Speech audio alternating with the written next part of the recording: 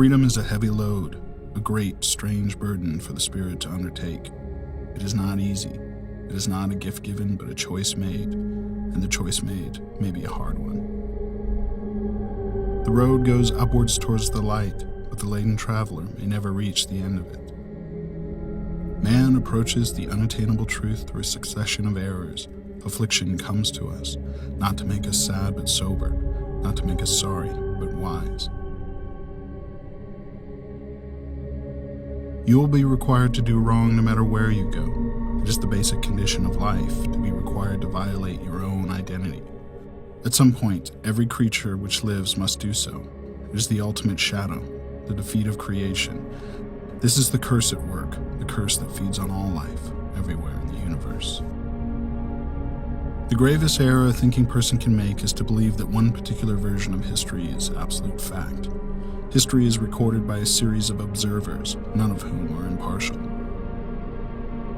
It is change, continuing change, inevitable change that is the dominant factor in society today. No sensible decision can be made any longer without taking into account not only the world as it is, but the world as it will be. The saddest aspect of life right now is that science gathers knowledge faster than society gathers wisdom. Each generation imagines itself to be more intelligent than the one that went before it, and wiser than the one that came after it. Man is the unnatural animal, the rebel child of nature, and more does he turn himself against the harsh and fitful hand that reared him. It doesn't matter what you do, so as long as you change something from the way it was before you touched it into something that's like you after you take your hands away. The very concept of truth is fading out of this world, and lies will pass into history. Solitude, isolation are painful things and beyond human endurance. For small creatures such as we, the vastness is bearable only through love.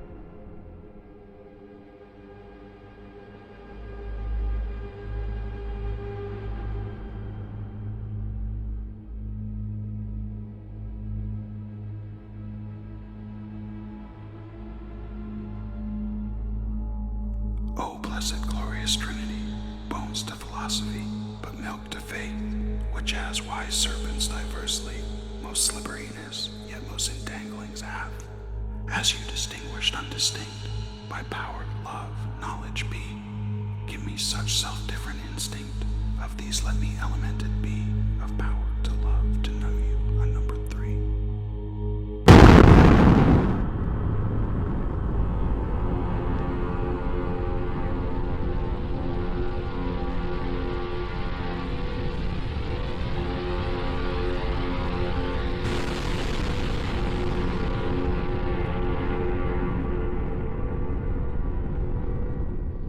Few people laughed. Few people cried. Most people were silent. I remembered the line from the Hindu scripture, the Bhagavad Gita. Vishnu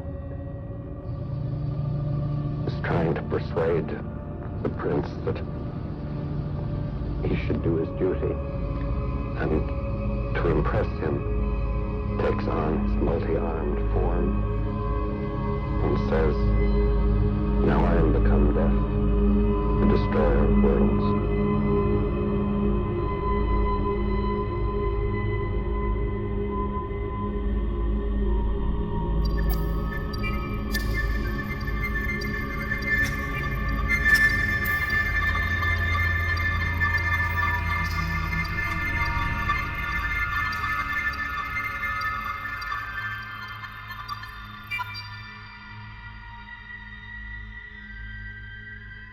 When the Trinity nuclear test was done, and Robert Oppenheimer said, "We have done this before," he was speaking from an informed perspective. In the ancient Hindu text, the Bhagavad Gita, there is a reference to a bolt of iron charged with the light of 1,000 suns. It describes radiation sickness. It describes elephants screaming and dying. It describes the shadows that are left on the ground after the blast goes off. All things that we're now very familiar with in the nuclear age. The same culture that described what appeared to be the use of a modern nuclear weapon also was describing things like anti-gravity craft that flew through the air with no sound called vimanas. These craft could pass right through a mountain, and they also used some sort of particle beam weapons. You have human-looking beings that are larger than the rest of us and have blue skin, like Krishna, and they also have extraordinary abilities. And in addition to that, you have weird reptilian beings called Rakshasas, who are also codenamed snakes. And these beings clearly appear to be of a reptilian nature. This even goes to the point that you still to this day have temples in India in which there are people called Nagas who have a human-like top, but then from the waist down they literally have a snake's body.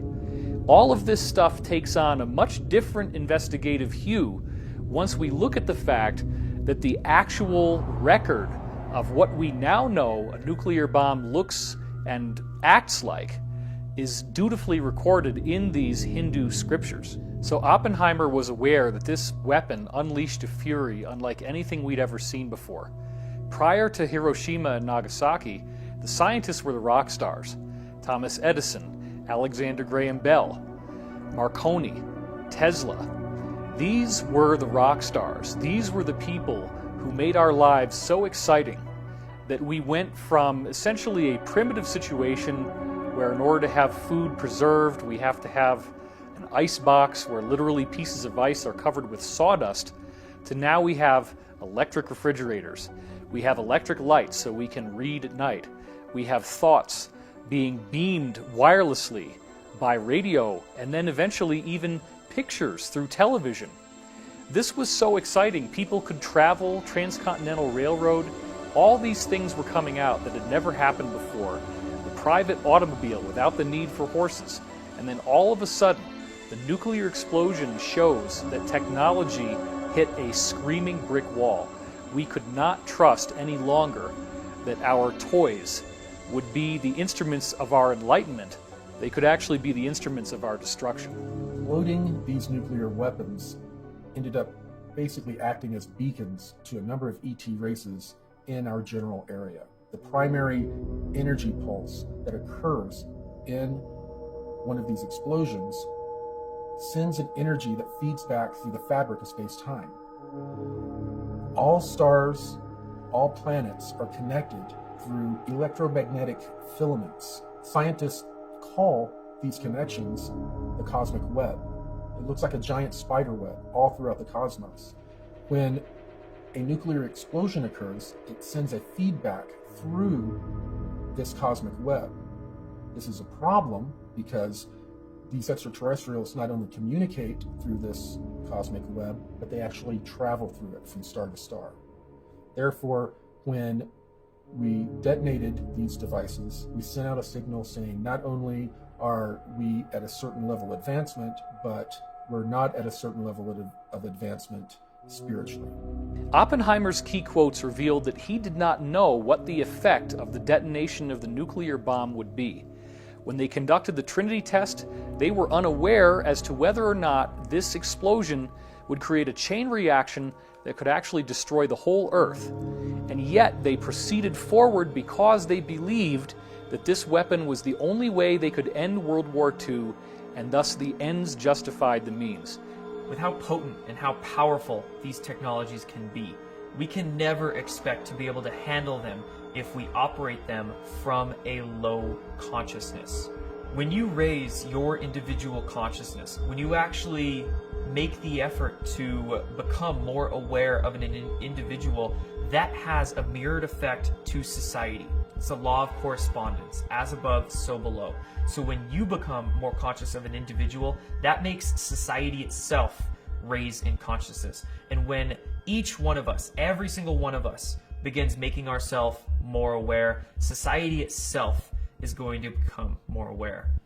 Multiple insiders with credible military and corporate backgrounds have said that extraterrestrial spacecraft have appeared over nuclear missile installations and have completely powered them down.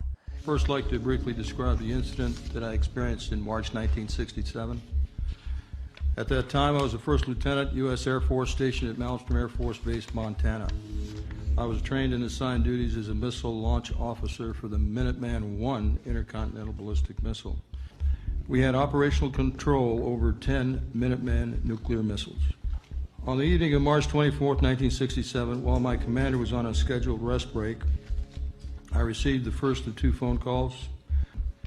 The first call was to report unidentified lighted objects flying above the facility.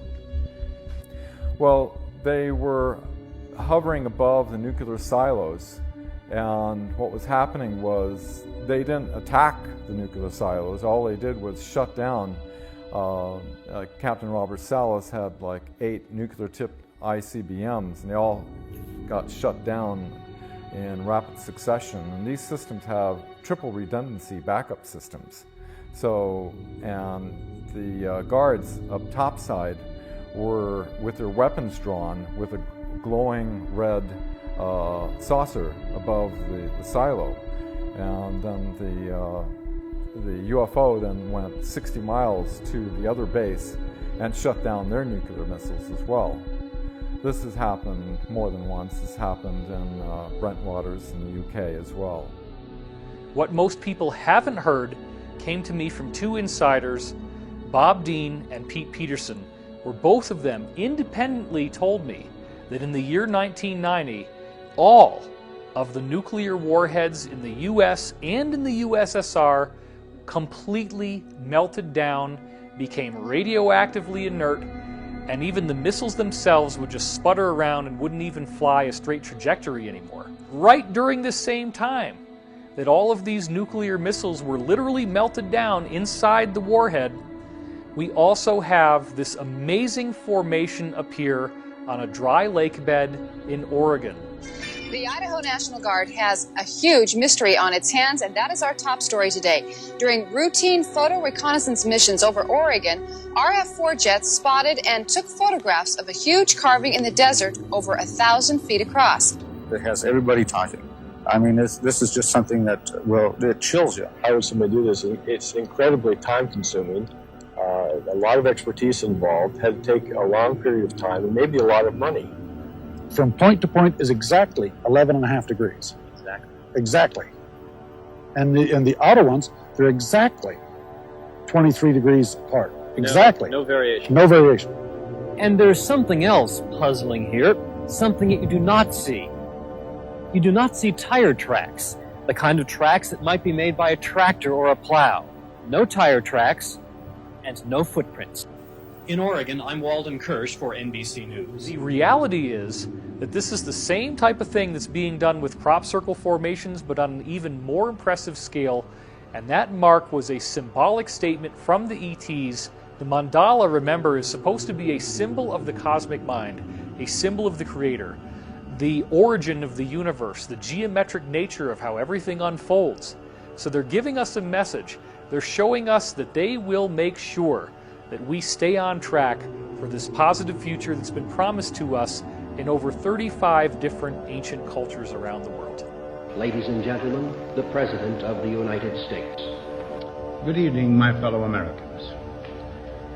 In the councils of government, we must guard against the acquisition of unwarranted influence, whether sought or unsought, by the military-industrial complex. The potential for the disastrous rise of misplaced power exists and will persist. We must never let the weight of this combination endanger our liberties or democratic processes. We should take nothing for granted. Only an alert and knowledgeable citizenry can compel the proper meshing of the huge industrial and military machinery of defense with our peaceful methods and goals, so that security and liberty may prosper together.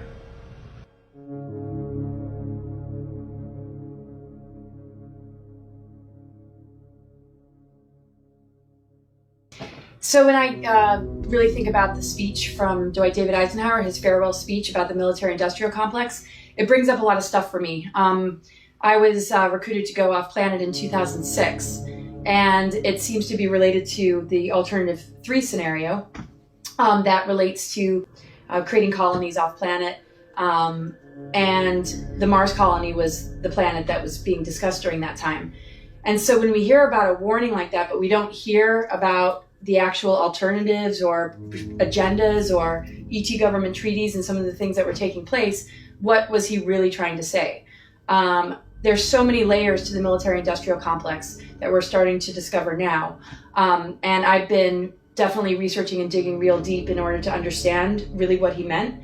And as many have uncovered and been a whistleblower for, and just my own experience in that Mars recruitment, we discover a secret space program, this multi-level shadow government with compartmentalism, things that happened after the Second World War, and the infiltration coming in from Project Paperclip to the American government, MK Ultra having so many branches. So it's like, okay, here's a warning about the misplaced power that exists and will persist if we as an American people don't start to become empowered, which is basically what I got from it. I could feel a lot of pride in a lot of my family members about that speech. But I would say that I'm a family member that has, I think, recognized some layers that were not brought to my attention growing up, that I've been able to sort of share with them. And again, there's compartmentalism. The NSA signed something in 1947 that made it legal, like a law, that you couldn't disclose this sort of stuff without massive ramifications. And here we are in this particular window, without oaths being signed by many of us, with more freedom of speech and more of an ability to bring light to all of this. And that's why the speech is really relevant, because it rings true to today. Those warnings are something that we're beginning to finally uncover. Actually started back in 1955 with the Eisenhower administration that was forced into a treaty, somewhat of a surrender, with a Nazi faction that had been operating. One of the witnesses that was Brigadier General Stephen Lovkin, who was on Eisenhower's staff, who was aware that he lost control to the corporations and that it would not be in the best of hands. And so once this treaty was signed, Nelson Rockefeller restructured the whole CIA MJ-12 operations. So now our legal government is no longer in the loop. They also replaced the complete MJ-12 group that was originally set up by President Truman with Allen Dulles as MJ-1, or head of the MJ-12 operations, of all people, who was highly instrumental in the Nazi infiltration. What happened was, when this happened, all of the reverse engineering operations that were Wright-Patterson Air Force Base in Ohio were moved to Area 51 and S4, where Eisenhower realized that he had lost control when he attempted to look into it. He was denied access. A five-star general was really pissed, so he threatened to invade Area 51, where the First Army out of Colorado. And until they allowed 2 agents to give a report of what's going on over there. And what they found was that several craft were being reverse engineered that were extraterrestrial and German origin. One of the ways that the Nazis obtained their advanced technology before World War II was through the use of a channeler called Maria Orsic. Maria Orsic was channeling telepathic messages from extraterrestrials that were offering her plans and schematics to actually create anti-gravity craft. Maria Orsic channeled this information for the Occult Vril Society in Germany. This information was later used by these German secret societies to build out many of their crafts. because they were focused more on the qualitative superiority rather than the quantitative. They were more focused on having more advanced technology rather than more tanks and boots on the ground. They were losing the ground war in Europe, but they were obtaining the more advanced technology. And to save that technology, they took it down to Antarctica pre and during World War II. In the late 1930s, the Nazis had an expeditionary group go down to Antarctica, and they found some very interesting things. They found a region under the ice that was created by geothermal heat from volcanoes, and there would be 3 miles of ice, and a few thousand feet above ground level would have been melted by the geothermal heat, and the rest of the ice acts as an insulator, causing it sort of like an igloo effect, and the dome would grow from the heat, the geothermal heat, and it would melt and run under the ice, and that was some of what was lubricating the ice and causing it to move. But underneath these areas, they were finding perfect areas to build submarine bases. So not only did the Nazis build out submarine bases, as they developed more and more of their space program, they developed out a massive spaceport.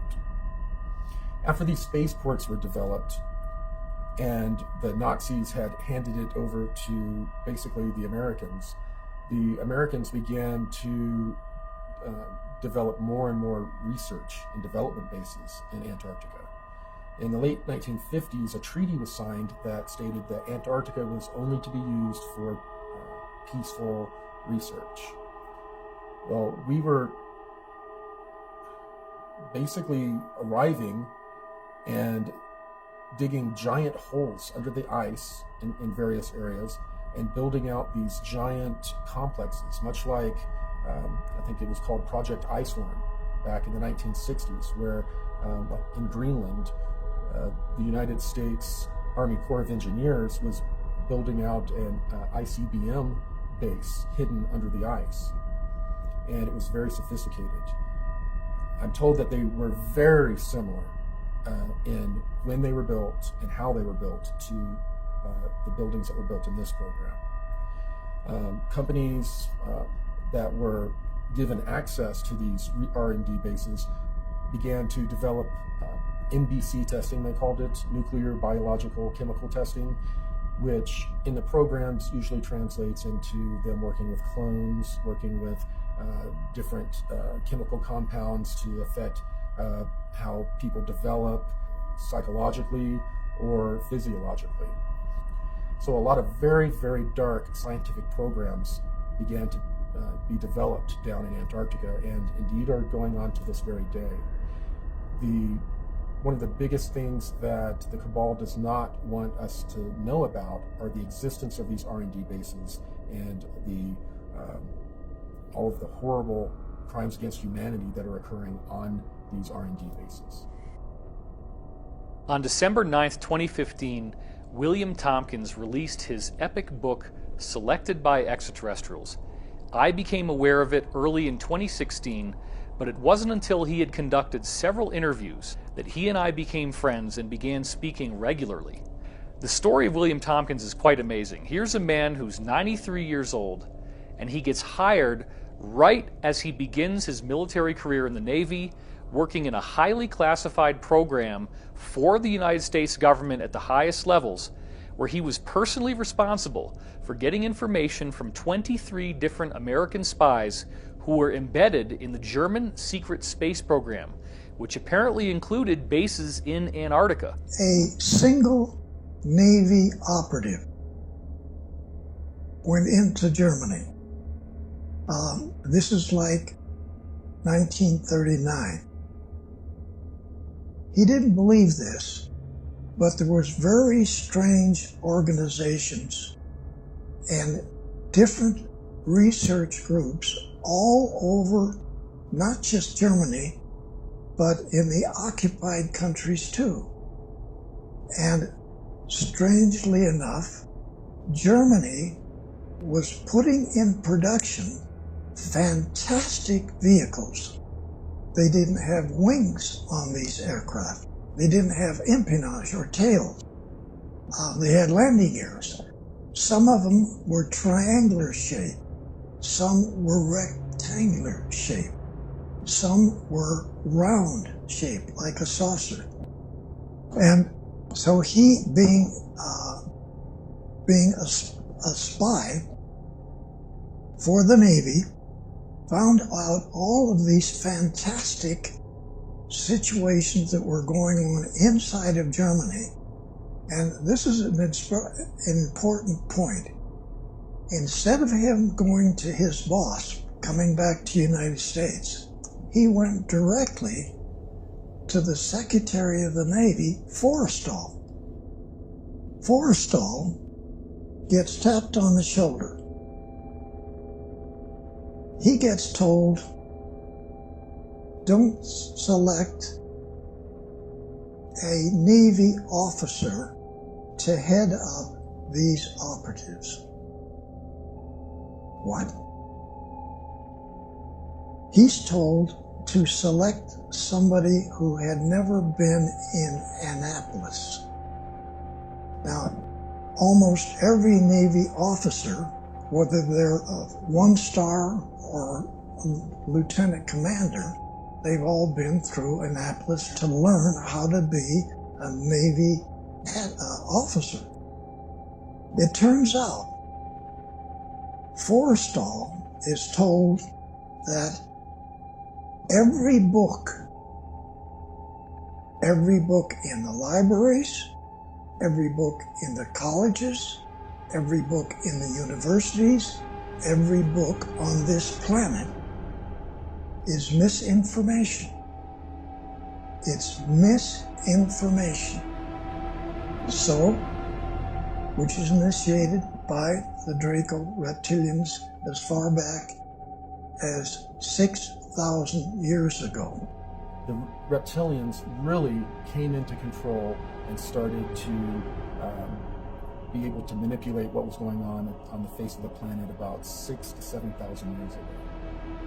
It is true that they have different masking technologies to be able to be in a room and look like a human, but usually they're in underground bases in various places on the globe, as well as in a huge area in Antarctica. The southeast region has a large number of underground caverns that are kept extremely warm, too warm for humans, by geothermal heat. It's a perfect place for all of these colonies that the reptilians have. They're basically cities, huge cities with millions of them. So, the Secretary of the Navy selects Rick Abada. He's not even an American. He comes over here with his family. He goes to school here. He goes to the second year in high school. He leaves school. He joins the Navy as a third-class seaman, works his way up in the Navy. Now he's a commander, okay? That commander is selected by the Secretary of the Navy to head up all of these operatives to go back into Germany and find out what's going on. Because that individual had never had misinformation given to him about every technical field on the planet. Everything we learn in the establishment-controlled education systems is specifically designed to program our minds away from the truth. Physics is wrong. Medicine is wrong. History is wrong. Everything we are taught in textbooks is mainly wrong. And this is done purposefully so we don't understand how to move our bodies, how to feed our bodies, what really happened in the past, what technology can really do these days. All of these things, if we learn them, would help us empower ourselves, would help us actually understand what's really going on with our reality. Now, if you were to go to San Diego and look over at North Island, you're going to see a tall building like this. There's a small office in the top of that building, which is a secret office for the admiral. This is where the operatives come to. So the admiral's aide comes to my barracks, taps me on the shoulder, and he only says one word: he's here. We drive over to that building, we get up to the top, we go into this conference room, a small room. Admiral Ricobata sits here, I sit here, and one of 3 other bosses that I have are all captains. So now I have 3 captains as bosses, and now a 2-star admiral. He just got another raise. Wow. He just came back from Lockheed. He just came back from Scripps Institute. He just came back from all the aircraft company. Wow. Now he's got these operatives coming in. So the operative sits on the other side of the table. He discloses to us these fantastic things that Germany is doing that make no sense. Now I have 8 girls and 3 PhDs as a group. We put together a package from what the operative brings back. Some of it is photographs. Once in a while it's a manual, hardly any manual. A couple of manuals were not even in English, German, or any other language. They were extraterrestrial hieroglyphics. You see all of this stuff. You hear it. You understand what the Germans are doing. They didn't just get documents from the extraterrestrials. They got brand spanking new space vehicles. Here's one. Here's another one. They brought these. They take you inside. They show you how to drive it. So they put me in a secret laboratory which is designing not flying wings like Northrop does, okay? These are just a fuselage with no wings and no tail. Half airplane, half spaceships. This is what Northrop was designing. Our first spaceships are U.S. Navy attack class submarines. We put together programs that went all the way out into the galaxy, not just this galaxy. The military-industrial complex, back when they were testing a lot of the technology that they had received from the Nazis after World War II, as well as from ETs, when they were doing proof of concept testing, they had attached this technology to a regular submarine, and then they flew it out of our atmosphere. That was the first time that they were really able to fly a vessel out of our atmosphere using electrogravitic technology. The reason that they used a submarine was, of course, because they were self-enclosed. The crews that served on them were used to serving 6 months or more away from home, having all of their supplies with them, and they had the psychology of being able to handle those tight quarters for such a long time. The technology developed to a point to where they developed the finances, this financial schemes, to begin to build out fleets of these long cigar-shaped craft. Some of them were kilometer long or longer, and they could make them longer by putting in sections. And the sections were modular, just like in modern submarines. They could take apart the fuselage and pull out sections. It could, one of these modules could be set for like 3 or 4 months as a laboratory for a bunch of different scientific programs. And then at its next time at port, the modules are swapped out, and then it's a hospital ship. The modules are swapped out the next time, and it's a troop transport, or it's just a long-haul freighter. So these ships are very modular, and in the beginning they were using power systems that were nuclear. Then they moved to thorium type of electrical generation. And then they moved to some sort of zero-point electrical generation. And that is what they currently use.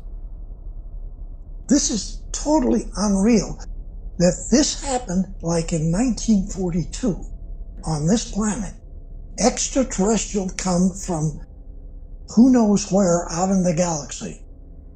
Germany gets to be the country that these Draco reptilians pick out to do two types of missions. One, to remove all of the people that Hitler didn't want in his country, and every one of them around the planet. Two, to take every man, woman, and child on this planet and put them in slave factories, men, women, and children, to build and construct all these different types of Draco Navy space battle group ships. This may sound like insanity. This is what happened. He had concluded from what these insiders were telling him that the Germans had actually made treaties with a highly aggressive and highly negative reptilian humanoid race that they've called the Saurians or the Draco. This treaty involved the Nazis actually being given workable technology that is built with our own conventional systems. They use a sort of mercury turbine, a type of mercury called red mercury. And then they are actually able to leave the Earth. They had a settlement on the moon, they had a settlement on Mars, and they were doing this stuff as early as 1939, even before World War II actually started. As you can imagine, everybody was thinking he was crazy, but yet these insiders were reporting literally standing there, in which you have 8-foot tall, even 12 to 14 foot tall reptilian extraterrestrials, terrifying in appearance, they smell bad, actually advising the Germans on how to build this stuff in these various bases, including that in Antarctica. Operation High Jump was an operation commissioned in 1947 that was led by Admiral Richard Byrd. And on the public level, it was said that this was a scientific exploration. But what happened was that this operation was commissioned with 33 ships, 13 aircraft, and 5,000 men. Now, this was not a scientific exploration with that many men and that many ships. What Operation High Jump actually was commissioned for was to go down to Antarctica and basically root out the Nazi installations that they had built pre and during World War II. The DC flyover was an event that occurred over successive weekends in July of 1952 in Washington, D.C. And what had happened was that there was a mass sighting right over the Capitol building in Washington, D.C. There was many lights in the sky. Now, many people believe that this was a UFO or an extraterrestrial incident, but in fact it was not. It was German saucers, German craft that were flying over the Capitol building and essentially forcing the hand of the Americans to accept many of these Nazi scientists into their control structures. When many of these Nazi scientists came into America after World War II in Operation Paperclip, they infiltrated into basically every power structure in the United States, government, media, medical systems, basically everything. After World War II, James Forrestal went to Germany to tour many of the research facilities that the Germans had over in Europe, and John F. Kennedy actually accompanied him on those tours. Some believe that Kennedy was actually given information by Forrestal about secret space programs and the UFO phenomenon. And near the end of James Forrestal's career, he was also embroiled in many policy struggles within the United States government. He wanted to disclose the UFO phenomenon and the technologies associated with it. It was said that he committed suicide by jumping out of a high-rise hospital that he was staying in at the time of his death, but of course many people are also believing that he was actually pushed out of the window and in fact assassinated to prevent him from working to disclose these technologies in UFO projects. They had a really troubled Eisenhower that passed over the torch over to Kennedy, before leaving his famous speech of, beware of the misplaced powers when the industrial military complex, and that only an alert, knowledgeable citizenry can protect our future liberties and freedoms. Kennedy, with his background in Office of Naval Intelligence, and documents show that he was aware all the way back to 1942 of operations happening. Kennedy had Allen Dulles as the CIA director. Finding the nefarious activities that Allen Dulles was doing, he eventually fired Dulles and was replaced with John McCone. Because Kennedy was trying to look into these activities, Allen Dulles set up an assassination directive that was revealed in what was called the Byrne Memo, one of James Jesus Angleton's memos that they were attempting to try to destroy all. One intelligence operative was able to pull it, basically saying that Lancer, or the code word for JFK, has been looking into our activities. This we must not allow. This group was working with the group that was with the Treaty of 1955. So when Kennedy put forth a top secret document to the CIA director looking into the MJ-12 and CIA operations with the extraterrestrial, he was silenced with an assassination 10 days later. Years went by. By the way, the Warren Commission, which, Kennedy's famous speech of infiltrated monolithic conspiracy and beware of the dangers of secrecy and secret societies, ironically, the Warren Commission, who said, we have a lone gunman that did this, was all made up of 33rd degree Freemasons. And afterward, the CIA put out a memorandum to its operatives to use the term conspiracy theorists for anybody questioning, and it's used today as a common ploy to discredit people who are questioning the situation. The closest we ever came to having technologies and the existence of non-terrestrials go public was actually in 1962-63. I am told through Alliance sources that President Kennedy was indeed going to make some announcements, and also make announcements that he was going to take drastic steps against some of these secret societies that were running the planet. Therefore, they worked through the CIA to have him eliminated. When he was eliminated in a very public way, the cabal came into power in a very public way. They had been controlling things very covertly up until that point, but since then, they have overtly controlled the destiny of the United States. The very word secrecy is repugnant in a free and open society, and we are, as a people, inherently and historically opposed to secret societies, to secret oaths, and to secret proceedings. We decided long ago that the dangers of excessive and unwarranted concealment of pertinent facts far outweighed the dangers which are cited to justify it. Even today, there is little value in opposing the threat of a closed society by imitating its arbitrary restrictions. And there is very grave danger that an announced need for increased security will be seized upon by those anxious to expand its meaning to the very limits of official censorship and concealment. That I do not intend to permit to the extent that it's in my control.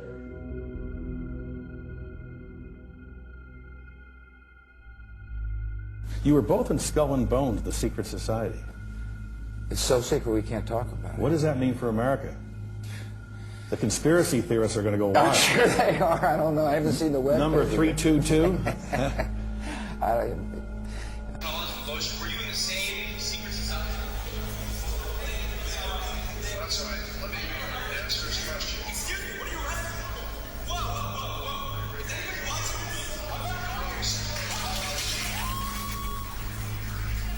Yale University is 300 years old this year, and were you to visit its campus, you would see that it still has exotic clubhouses, which look like tombs where Yale's legendary secret societies meet. The videotape provides a grainy glimpse into what appear to be the initiation rituals of a secret society that's been around since 1832, whose members have gone on to be leaders of Wall Street and the White House, the Senate and the Supreme Court. What they captured, they say, was initiates, known as neophytes, being forced to kiss a skull, then members performing a mock killing. Still, Rosenbaum says the tape is a valuable artifact, an extremely rare view into the secret society that groomed the American ruling class for generations. Dan Harris, ABC News, New York. We see the remains of humans with elongated skulls all over the world. When you look at Egypt, there are countless depictions of the pharaohs having these weirdly elongated skulls. This includes Akhenaten, Nefertiti, and their daughter Meritaten. In the case of Meritaten, there are multiple granite busts that you can see that were carved of her, in which she clearly has no hair and has this freakishly elongated skull. And remember, this is a culture that was apparently building pyramids at the time that these sculptures were made. The people with the elongated skulls had apparently been keeping their lineage secret and hidden in the Egyptian priesthood. But then remember that Egypt became weak and it was conquered by Rome. What happened when the Romans got in there is that they made a secret agreement with these people in the Egyptian priesthood who still had the elongated skulls, and they created a safe haven for them in the Vatican City. The Library of Alexandria was burned down, but only with a false flag, where they burned tax documents and census documents. They took all the good stuff that included books from before they came to Earth and relocated that to the Vatican Library. Then you go across to the other side of the Atlantic Ocean, and once again you have a pyramid building culture in Mesoamerica with people depicted in their inscriptions who have elongated skulls. And unlike the case of Egypt, with Mesoamerica we now have the added benefit that there are multiple elongated skulls that have been dug up and were not censored, but are actually on display in museums in places like Bolivia. We have the researcher Brian Forster, who is bringing out new examples of elongated skulls, and they are being genetically tested, they're being analyzed, and they have clear physiological differences from the skulls that the rest of us have. These people have very large brains. Discover magazine in the year 2009 came out with an article called "What Happened to the Hominids Who Were Smarter Than Us?" And it describes how in the early 20th century elongated skulls were found in Boskop, South Africa, thus earning them the name the Boskop skulls. And they were given ceremonial burials. Apparently these people were revered in their society. But the article claims that the brain volume is almost twice what ours would be, and thus the average person in their society would have an IQ of 150, and some of them could have an IQ that goes up to 300.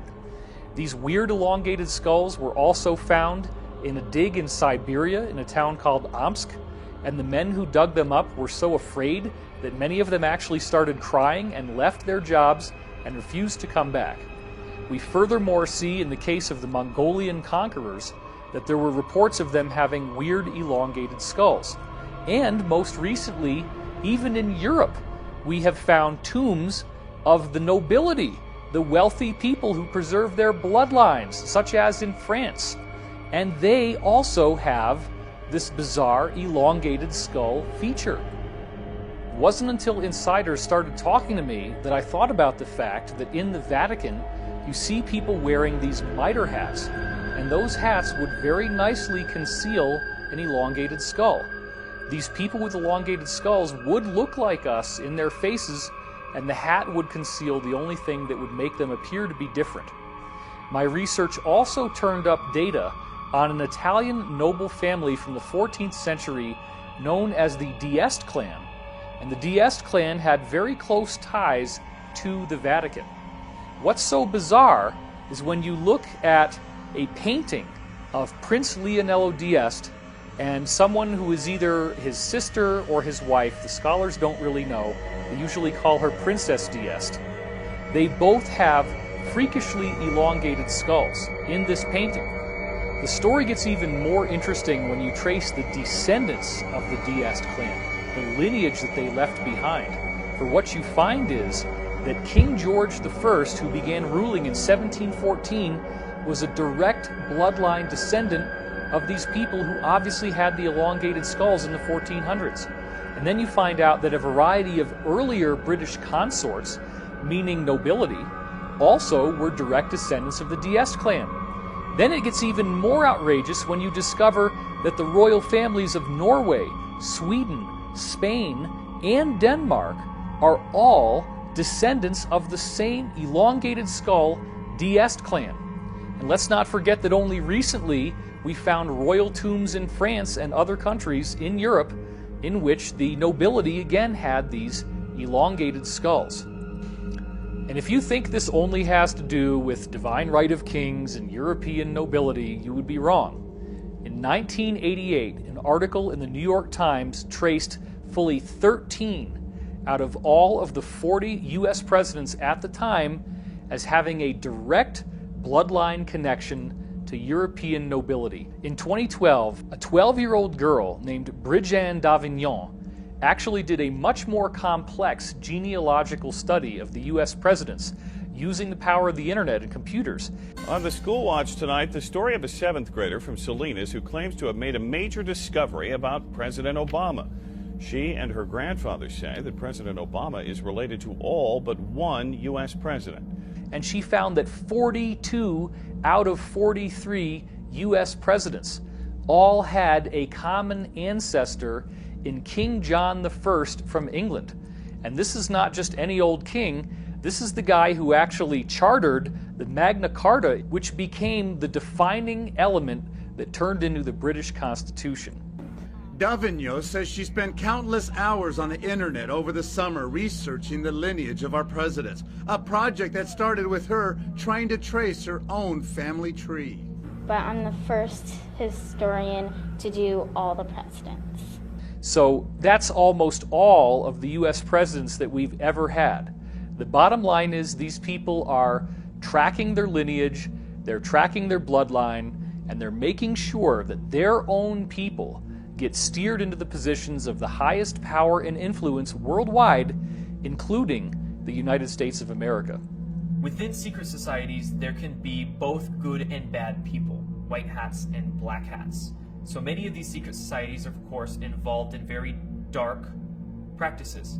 But there are also secret societies out there that are harboring knowledge and information and technology to keep it out of the hands of the deep state or the black hats or the people that would do detriment with these technologies. Some of the, I guess, very well-known elites, names I won't mention, but are on the front lobes of most watching this video, are highly involved not only in some of the slave trade aspects, but are also involved in dealing with non-terrestrials and dealing with organized crime down here on Earth and how it's related to these programs. I will tell you, Director Deutsch, as a former Los Angeles police narcotics detective, that the agency has dealt drugs throughout this country for a long time. Director Deutsch, I will refer you to 3 specific agency operations known as Amadeus, Pegasus, and Watchtower. I have Watchtower documents heavily redacted by the agency. I was personally exposed to CIA operations and recruited by CIA personnel who attempted to recruit me in the late 70s to become involved in protecting agency drug operations in this country. For the record, my name is Mike Ruppert, R-U-P-P-E-R-T. I did bring this information out 18 years ago, and I got shot at and forced out of LAPD because of it. I've been on the record for 18 years nonstop, and I'll be happy to give you, Congressman, anything that I have. A lot of these elite are running a lot of financial scams, drug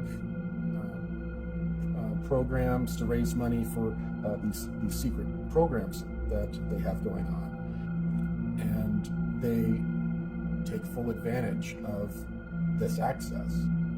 They probably don't age anymore. You know, a 1%er, you don't know who they are. You don't even know what they look like. You don't even know their name. They could go down and be at a 7-Eleven, you wouldn't even know it. So they could not age and you wouldn't know it. Never get sick. Offspring would be born. They'd be super smart, super strong. Just quality of life improved in every direction.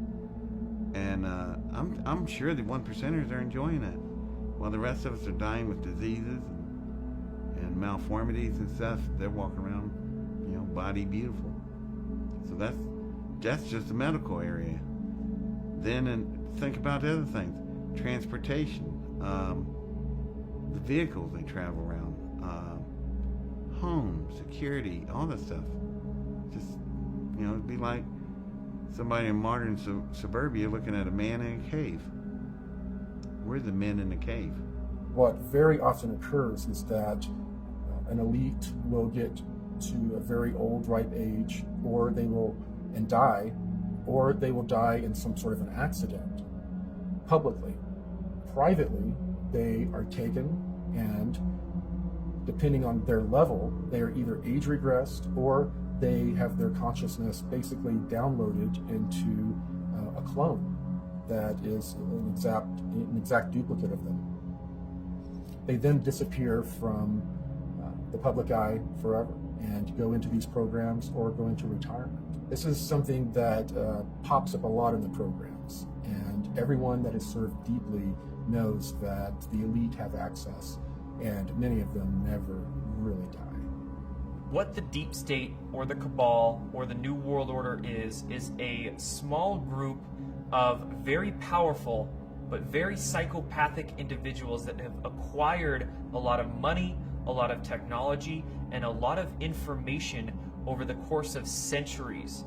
Definitely your politicians, the older ones, the one that are chair people that command the power, 1%ers, chairman of the boards, those people, that's ones we never know their names, don't know their faces, and they control all the power. The more you get involved in these societies, the deeper and deeper you go, the more compromised you become. You start to learn more and more of the secret teachings. You have to work really hard for the knowledge. It can take years of time. You keep accessing higher and higher levels of rank, and they keep dropping these little seeds in as you go on. Seeds that start to blossom in your mind and make you think differently. Ultimately, if you go far enough down this road, you will be invited to participate in things like pedophilia and human sacrifice. And if you don't do it, it's the offer you can't refuse. They may actually even kill you. Once you partake in these activities, whether you like them or not, they now have leverage they can use against you. If you ever dare to speak out against this group, they have photographs, they have films, they have the footage that can absolutely ruin your life.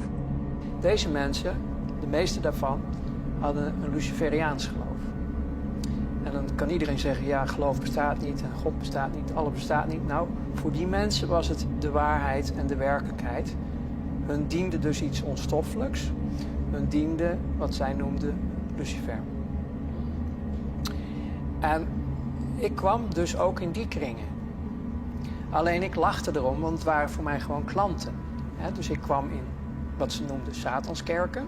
Ik wou zeggen, we hebben het nu over het satanisme. Ja, oké. Ik kwam dus in Satanskerken, maar ik kwam zeg maar op route even langs, even buurten. En daar was dan op dat moment een heilige mis, een heilige soort mis. En dat was met blote vrouwen en wat drank en dit en dat.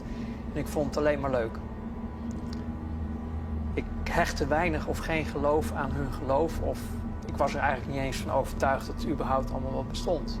Het was meer een schouwspel voor jou. Ja, ik zag gewoon de donkerte en de slechtheid en de diepte daarvan zit in de mens zelf. Ja. Ik koppelde het nog niet zo. Maar ook die kringen verkeerde ik dus in, omdat ja, als gast zeg maar, omdat ik vond het allemaal wel leuk. Al die blote vrouwen en al die dingetjes die daar speelden. Het was het vrije leven. Maar er kwam een moment, toen werd ik dus uitgenodigd, daarom vertel ik dit ook, om mee te gaan doen aan offers in het buitenland.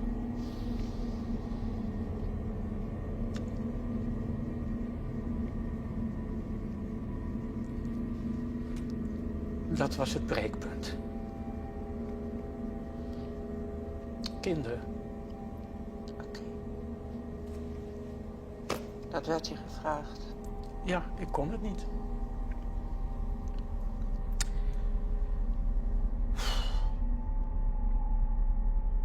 The reason that these elite dark occult societies sacrifice and traffic children, first and foremost, is the energy associated with it.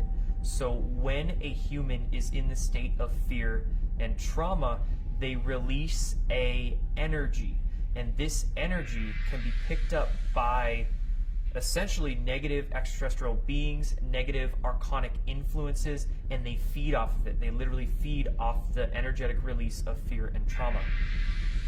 When these dark groups use children, because a child is not mentally programmed yet as an adult is, they are much more innocent, they're much more connected into their higher selves or into their divine, if you will.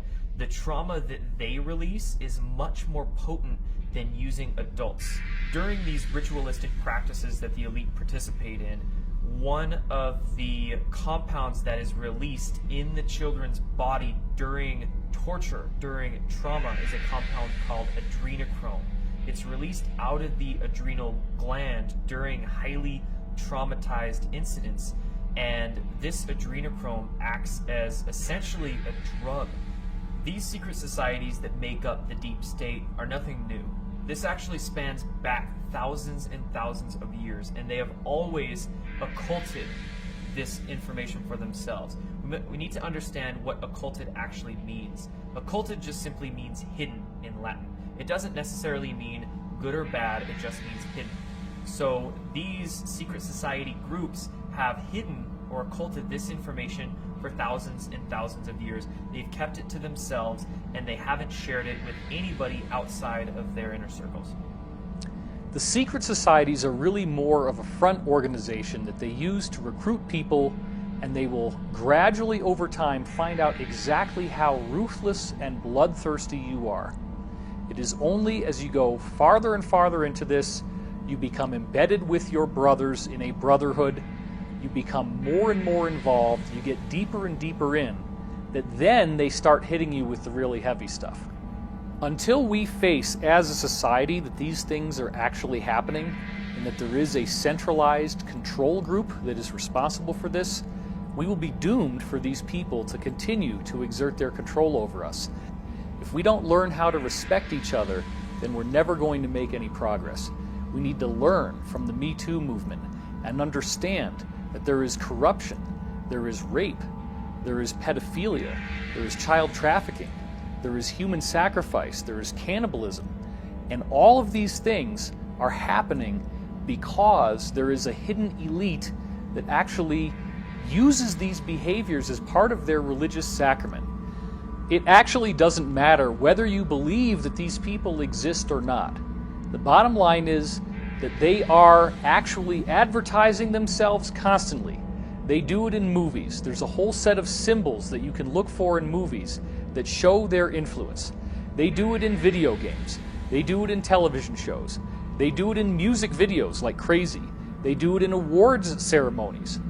And it's always in your face.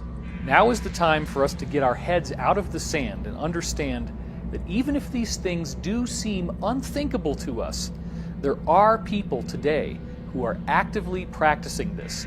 The evidence is voluminous, and really what it boils down to is that people don't want to look at the evidence because it is so upsetting. In our obsession with antagonisms of the moment, we often forget how much unites all the members of humanity. Perhaps we need some outside universal threat to make us recognize this common bound. I occasionally think how quickly our differences worldwide would vanish if we were facing an alien threat from outside this world. And yet, I ask you, is not an alien force already among us?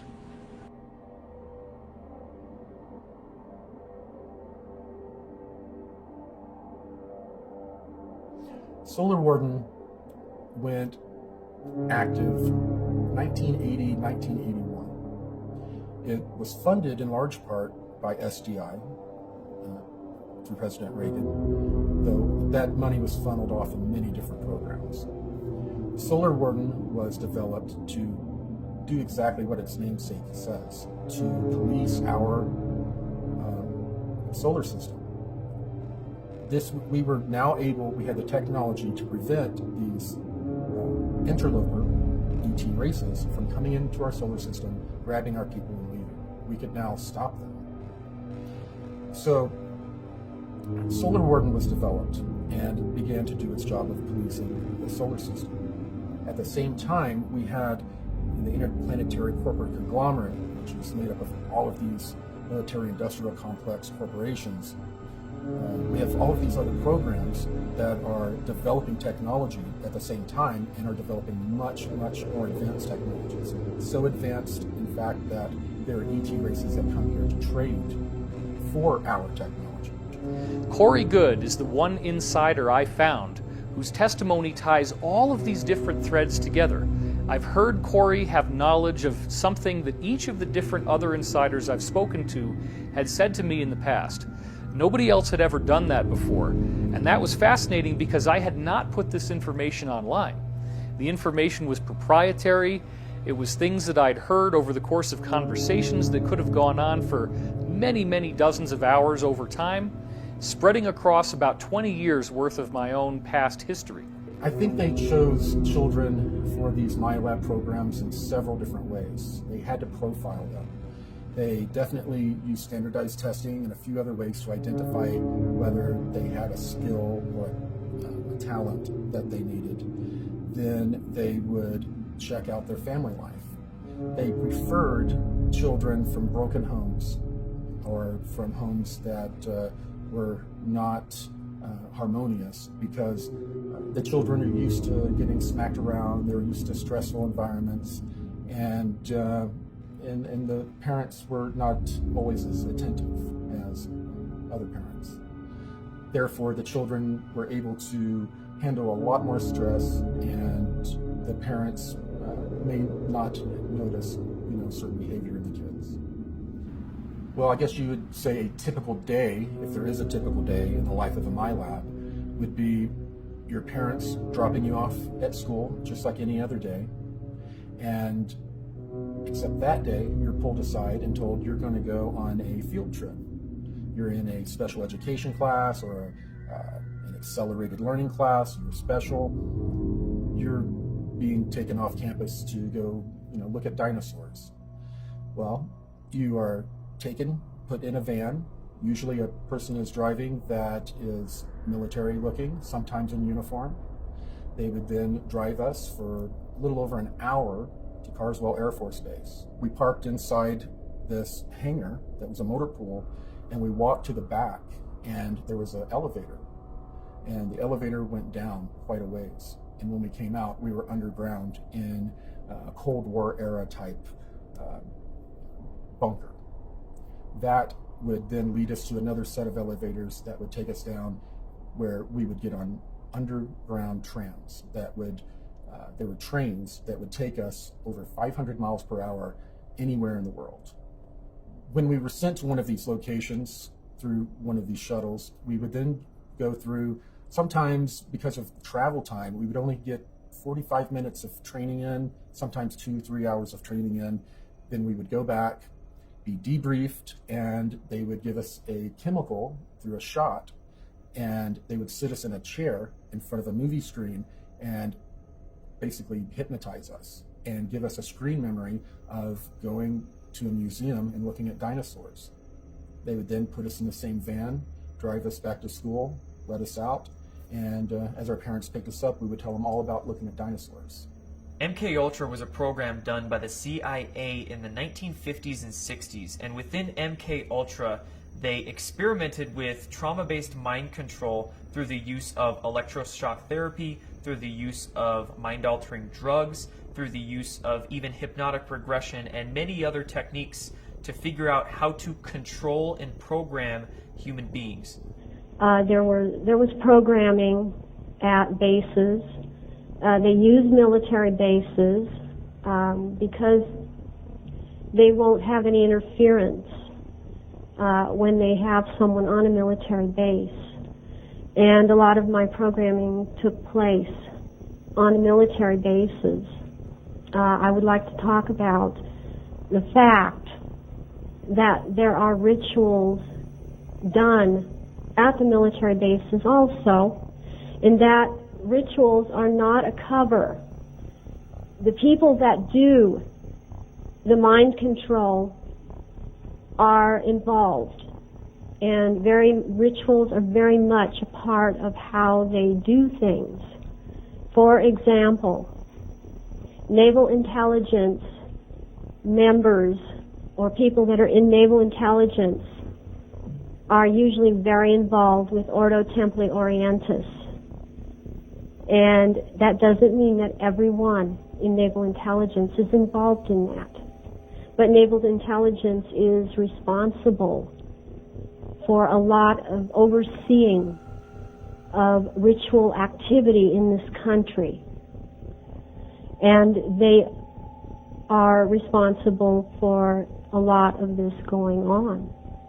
There are other organizations, other agencies involved, but naval intelligence is very involved. We were taken to some kind of facility out on the Nevada desert, and for a long time I thought it was Area 51. But there was also another underground facility at Tonopah, so either Area 51 or the Tonopah facility was taken to a medical dispensary type of place, and was sat down in a waiting room with the lights off. Everything they did seemed to be to cover memory, to make sure that if anybody did remember anything, being in a room with the lights off, you wouldn't be able to see the people clearly, things like that. I was given fatigues to wear that night, with no rank insignia, no name tags, no identifying marks of any kind.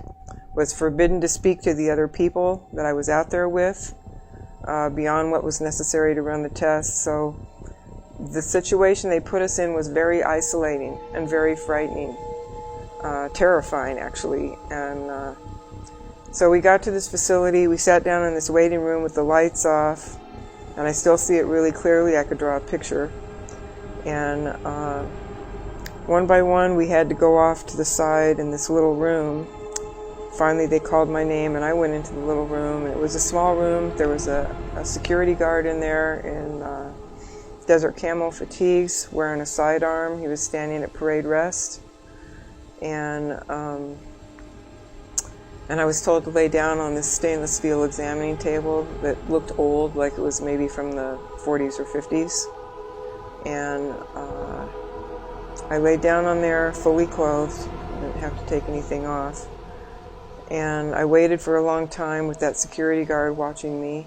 And finally some guy in a white lab coat came in, the same door I had gone in to the room in. And he said, "Stay calm," 3 times in this really deadpan, monotone voice. And he walked past the security guard, up the right side of the table, got up to the right side of my head, and then he had a hypodermic needle hidden in the sleeve of his lab coat, and he injected me in the side of the neck right here. And whatever the chemical was went straight to my brain. And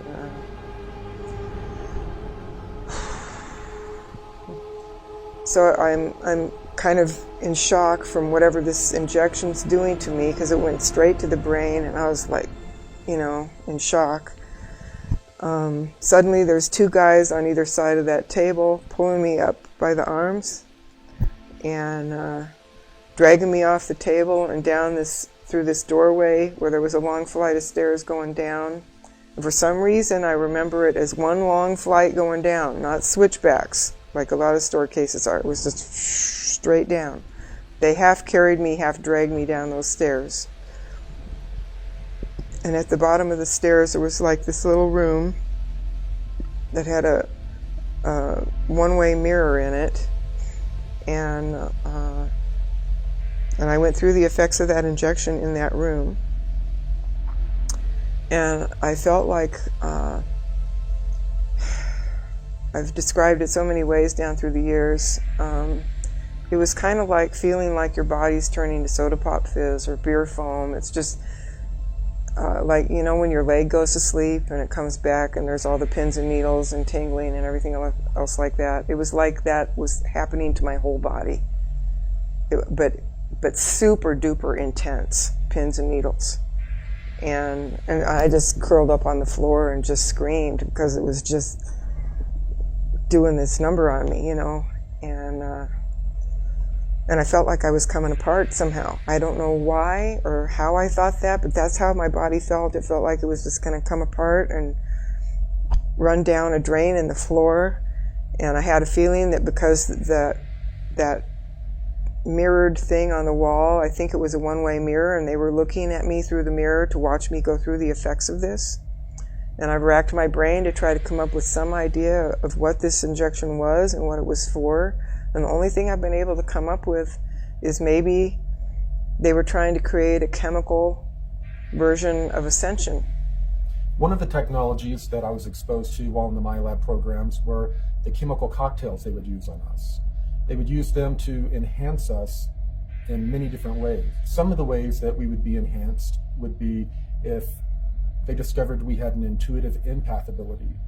There was a cocktail that they would give us that would enhance it, make it many-fold stronger. They would also give cocktails to people that would have hormones in them that would make them stronger, faster, and think quicker. A major part of the program was that when you started, they were not quite sure where they would send you.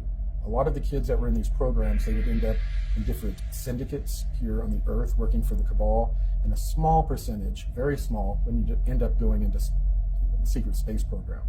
Certain children were picked who had certain DNA, and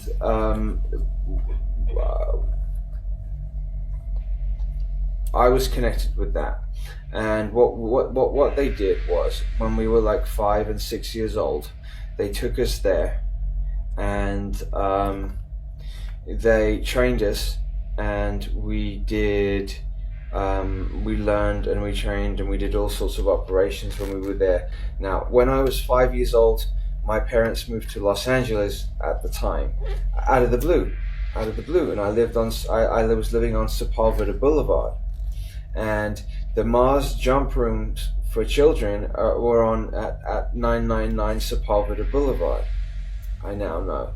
So and I didn't know. So I had these memories before I knew that this particular information about these Mars jump rooms on Sepulveda Boulevard.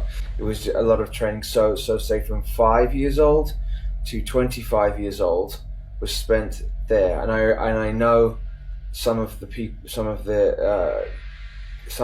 now who are back here. But what they did then at the end of the Mars, at the end of that thing, is they used age regression technology, brought us back to 5 years old, and then placed us exactly back to where we were. The reason so few went into the secret space program was that most of the participants, almost all of the participants, are pulled from various military branches. They bring people in to the military, send them through training, testing, find out where their skills lean, and if they have the fortitude for this type of mission, and then they're invited in or drafted in, and they'll serve a 20-year term. And this is referred to as a 20 and back. And after that 20 years, they're actually age regressed and regressed back in time using the technology that was handed to us by non-terrestrials. And then they were buttoned up in time and placed back in their life. And then they finish out the rest of their military term and then return to civilian life, having no memory of serving in the secret space program. The whole point of regressing people back in time after serving in the 20 and back and wiping their memory has to do with a deal that was made with an extraterrestrial group that gave us that technology. There's a Nordic group that are engaged in a time and space battle with a reptilian group. This battle's gone on for many thousands of years. When delving into this research, some people formulate ideas that there's only good extraterrestrials here or there's only bad extraterrestrials here. But we need to understand that the law of polarity is universal. There's both good or benevolent extraterrestrials here to help us, and there's negative extraterrestrials here to essentially feed off of us and traumatize us into a state of fear. These negative extraterrestrial species involve some gray species. They also involve many reptilian species and many non-physical archonic entities that can also remotely influence and utilize much of that fear energy and traumatized energy that we release. Towards the end of my training, it started to become pretty clear that I had done very well in the intuitive empath training. I'd done very well in the rest of the general training that I was given. And I was starting to be introduced to non-terrestrial beings. So it became very obvious that I was going to be interacting with non-terrestrials, and I assumed it was going to be in an off-world environment. Little did I know that I was going to be drafted in this program when I was 16 years old. And it was during my Christmas break, between the age of 16 and 17 years old. I turned 17 in February. I was taken from my room. I was then taken to Carswell Air Force Base. I was then transported to the moon, where I sat and signed a bunch of papers that were non-disclosures, were just a big stack of papers signing my life away when I wasn't even 17 years old. The Lunar Operations Command is a moon base, and it was built out originally by the Germans in the late 1930s, early 1940s. While they were building this complex, they had utilized an ancient alien building that was not too terribly far away. They had found a bunch of these buildings on the moon, and they had found one of the buildings that they were able to patch up with some of the concrete they made from the local regolith. They then were able to pressurize it and use it as a base of operations while they built out the Lunar Operation Command. After a number of years, and after Operation Paperclip, it served its purpose and integrated the Nazis into the military-industrial complex, the LOC was handed over to the Americans. When approaching the moon from Earth in an electrogravitic craft, you will find the moon will be at a distance, and then it will grow very quickly in front of you. And then the next thing you know, you are above the surface. You will then fly in the electrogravitic craft at breakneck speeds, except you don't feel inertia. You find yourself hugging maybe 90 feet, 300 feet above the lunar surface, going at incredible speeds until you reach a crater. And then you find yourself orbiting a crater. The person piloting the craft radios in requesting permission to land. You don't see anywhere to land. All of a sudden, a little haze kind of occurs, and then there's a base. It's the Lunar Operation Command. And as you fly down and over, there is a control tower where they control the air traffic. As you fly around this base to make your final approach, you see a secondary crater. And as you fly down into that crater, it's fairly deep, and you end up popping out into the lava tube section, where you immediately see a giant building built into the middle of that lava tube that blocks it. And it's built kind of like the shape of a bell. And it looks like the outside of a battleship almost, the way it's built. You then fly in and land in the bay, and you're now at the Lunar Operation Command. Well, some of the testimony that's come to me over the last year in particular has been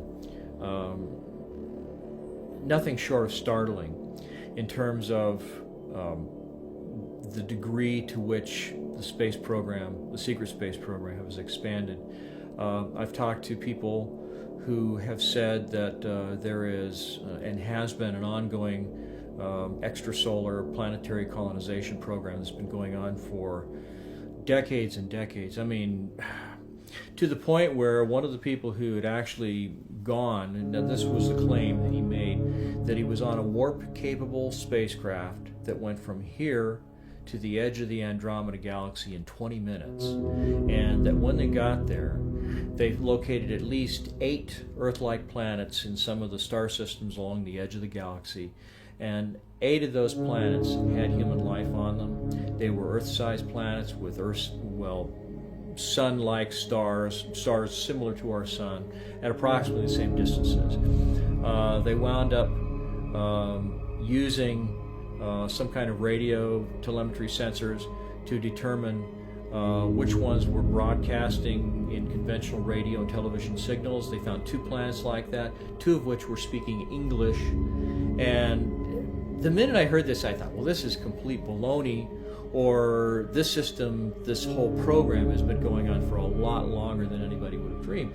But he described seeing cities and roads and cars and people and conventional clothing speaking English. And there's only one way that that's possible, I mean, other than parallel universe type of scenario, and that is that the program's been going on for much, much longer. Right after about the 6-year mark in my 20 and back experience, I found out some very disturbing details that no one on the ship knew about. And, well, almost knew.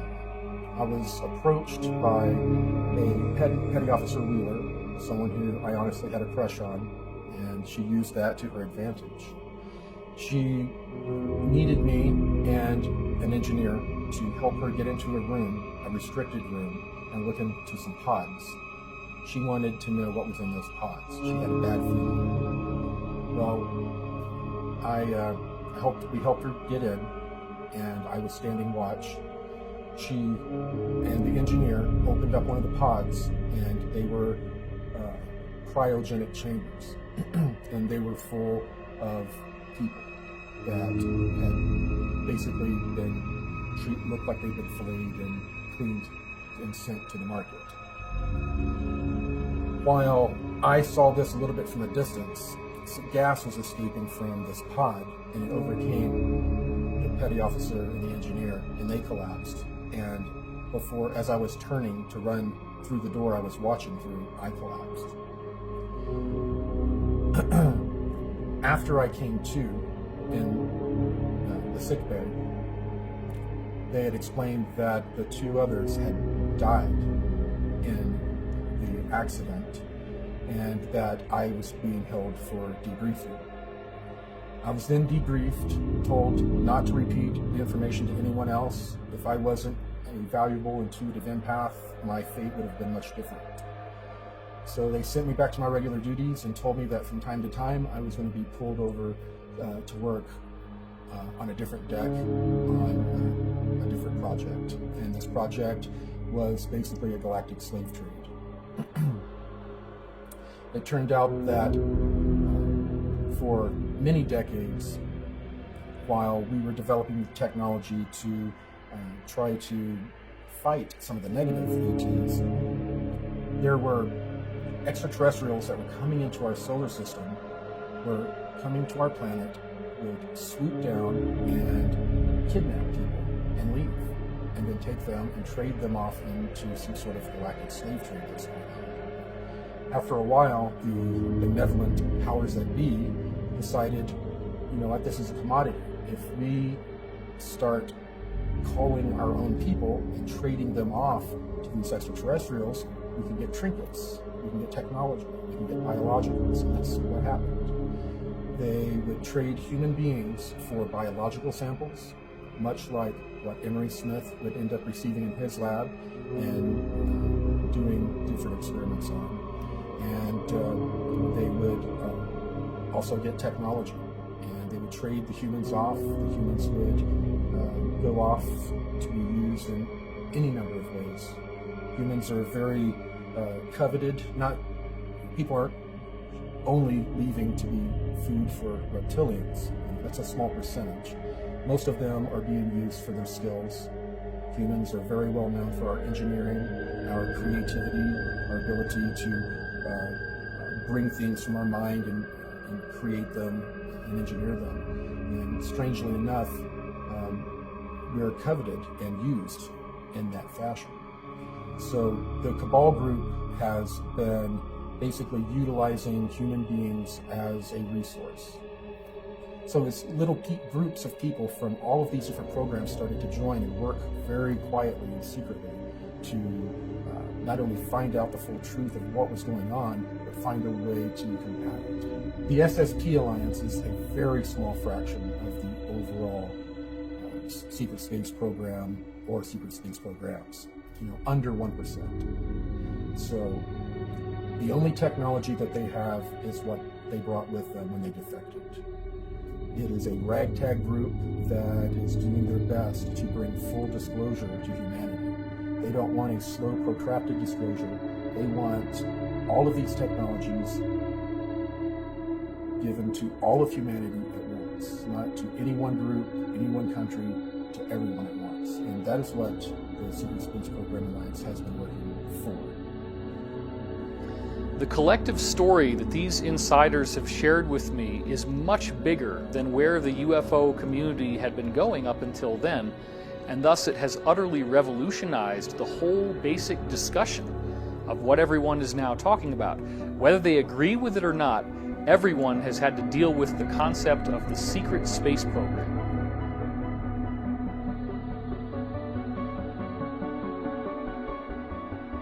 According to some estimates, we cannot track $2.3 trillion in transactions. On September 10th, 2001, the day before 9/11, then Secretary of Defense Donald Rumsfeld testified in front of congressmen about $2.3 trillion missing from the Pentagon. In 2015, an Inspector General report came out detailing that number grew from $2.3 trillion to $6.5 trillion missing from the Pentagon. This money is going into unacknowledged projects both above our heads and below ground, into deep underground military bases and secret space programs with technology far beyond what many of us can even realize.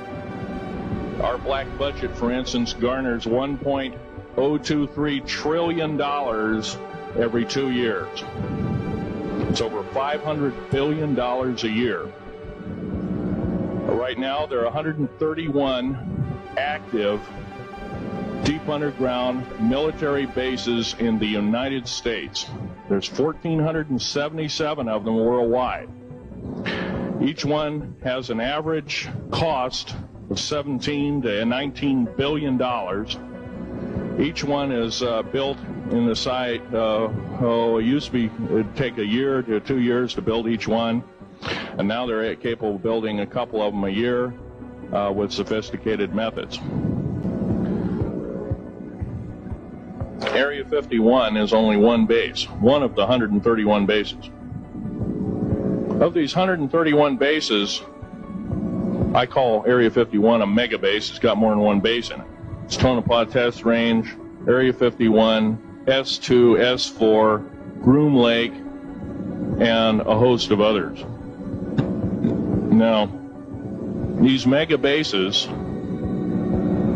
are gobbling up our gross national product. Right now we're spending 28% of the gross national product on building underground bases solely.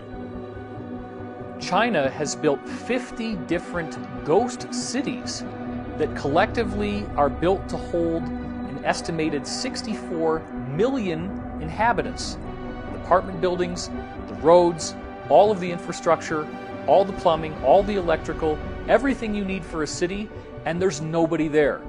50 cities, 64 million people. Now remember, China's gross domestic product is $11.2 trillion. They're not even spending a majority of their gross domestic product on these ghost cities, and yet they have the money to do it. It's only cost them a few $1 trillion. So once you start thinking about it that way, you start to see how much money $1,000 billion really is. $1 billion is a lot. If you're a billionaire, you can do anything you want. $1,000 billion is a sum of money that just gets dropped out there with this word trillion, but we're not really thinking about how it literally can build an entire civilization. The articles on China's ghost cities refer to it as China's multi-billion-dollar debt, not a debt in the trillions. In fact, in 2016, one estimate that I saw showed that the total estimated debt that China has gone into to build these ghost cities is only $2.5 trillion. Now that's 50 different cities that hold 64 million people, just because they think that as they continue to have a population boom, that they need to have a place where these people can eventually go. But literally nobody is there right now. So imagine what that means when you start tossing around a figure of the too big to fail banks needing a bailout that, according to Senator Ron Paul, was $29 trillion. You're talking about over 10 times the amount of money that China needed to build 50 different ghost cities that can hold millions and millions and millions of people. So then the question is, where did all this money go? The total amount of money in the world in the 2008 year of the collapse, the gross world product, or GWP, was only $60 trillion. So the theft of $29 trillion from the printed out of hot air US dollar is half of the wealth of the entire world. Try to wrap your head around this, because what I'm telling you is, from all the insiders I've been speaking to for the last 20 years, they are building civilizations. It's just not above ground where we see it on the surface of the planet. There is vast amounts of underground drilling. There are huge caverns, 20, 30 miles wide, that they've built out into gorgeous, elaborate cities, and they're building entire civilizations on planets and moons in our solar system. This is where the money is going. Well, I have a copy of the Inspector General Act here in front of me, and it says, among other things, that it's your responsibility to conduct and supervise audits and investigations relating to the programs and operations of your agency. That's correct. So I'm asking you if your agency has, in fact, according to Bloomberg, extended $9 trillion in credit, which, by the way, works out to $30,000 for every single man, woman, and child in this country. I'd like to know, if you're not responsible for investigating that, who is? At this point, we're conducting our lending facility project at a fairly high level and have not gotten to a specific level of detail to really be in a position to respond to your question. Have you conducted any investigation or auditing of the losses that the Federal Reserve has experienced on its lending since last September? We're still in the process of conducting that review. Until we actually, go out and gather the information, I'm not in a position to really respond to the specific question. So are you telling me that nobody at the Federal Reserve is keeping track on a regular basis of the losses that it incurs on what is now a $2 trillion portfolio? Until we actually look at the program and have the information, we are not in a position to say whether there are losses or to respond in any other way to that Mr. Chairman, my time is up, but I have to tell you honestly, I am shocked to find out that nobody at the Federal Reserve, including the Inspector General, is keeping track of this. What's amazing is that right now we're seeing the very first audit of the Pentagon ever. And this audit could very well begin to expose the trillions and trillions, upwards of even 21 trillion, if not more money than that, begin to be exposed. And we might even find out very soon where all this money actually went. Let's go back now to the LIBOR scandal that happened in the wake of the 2008 economic collapse. LIBOR is an acronym that stands for London Interbank Offered Rate. And what we're finding is that these too big to fail banks are only appearing to be in competition with each other. The LIBOR scandal revealed that these guys are calling each other on the phone, colluding about how to rig their own interest rates so that one appears to be winning, one appears to be losing, but they're actually like branch offices of a single larger corporation. All of the apparent competition, oh, these guys' stock is going down, oh, it's a bloodbath. No. They're doing all this together. They're competing only on paper when in fact it's collusion. This is financial organized crime on such a massive scale, How can you arrest all the banks? They're too big to fail. This gets into a law that was passed in the United States in 1970 called the RICO Act, which stands for Racketeer, Influenced, and Corrupt Organizations. And that act was built to be able to take down massively organized crime. None of this really makes sense until you get back into the idea of the Federal Reserve System.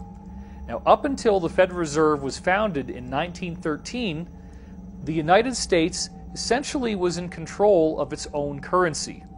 This same banking cartel that we've been talking about worked behind the scenes to create a series of fake economic crises in the late 1800s and early 1900s, which caused regular Americans to have their savings wiped out. This became such a crisis that people were desperately calling for reform. And then the government comes along and says, look, we're bribed, corrupt politicians. We don't really know what we're doing. They have spokespeople saying these kinds of things in the media. Let's bring in the investors.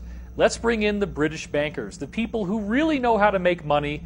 They've been doing it for a long time. They're not just going to hold an office for a few years and go disappear. They are the guys who really understand how to run a financial system.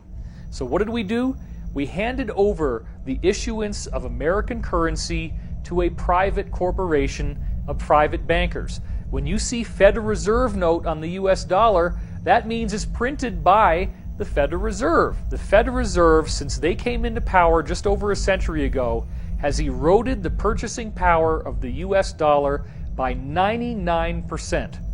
So what was really going on there? Do you think that these investors built up the equity of the United States, made us more profitable? It's exactly the opposite. We have been living in a prolonged economic depression. They just don't call it that because the metrics that we use to measure the economy are coming from a rigged system, just like we saw with LIBOR. Don't bother to look at the Dow Jones. Don't bother to look at the NASDAQ. That has nothing to do with the reality of everyone else and how hard it has become to earn a living. The complete wiping out of the middle class. You have rich and you have poor. And even among the rich, you then have super rich people where a concentrated small cluster of individuals have so much wealth that it could feed entire nations, entire peoples. So this is something that is an economic inequality that must be addressed. And the only way that we're ever really going to learn this is by a collective, massive understanding. I say the elite powers in control, which is really the same as these central banking dynasties that are basically sitting over the nations. They are a form of global government, except that they are not government at all. They're just dominants. They are dominants. They are the ones that issue the orders to all the nations. As we saw clearly in 1947, after Roswell, we saw these elite powers in control issue these orders to all the nations that anything real that comes up in regards to alien visitors or UFOs must immediately be covered up at all costs, no matter what. And that was that was how that wall, the embargo of truth, that Berlin Wall went up originally in 1947. And that's an example of them in action over the nations. And that's the reason why disclosure and the images that conjures up in our minds is not a real thing, really, because the nations, whether you're talking about the United States or any place else, they don't have the actual agenda of aliens to reveal. They're not on the inside of that. They really aren't. Nations just follow orders. That's all they do. And that's what they're doing now, and that's what they always do. And when you see them all doing something strange or something that seems out of the ordinary, it's because they're following the orders of the elite powers in control. We stand at the birth of a new millennium, ready to unlock the mysteries of space, to free the Earth from the miseries of disease, and to harness the energies, industries, and technologies of tomorrow. A new national pride will stir our souls, lift our sights, and heal our divisions. It's time to remember that old wisdom our soldiers will never forget. that whether we are black or brown or white, we all bleed the same red blood of patriots.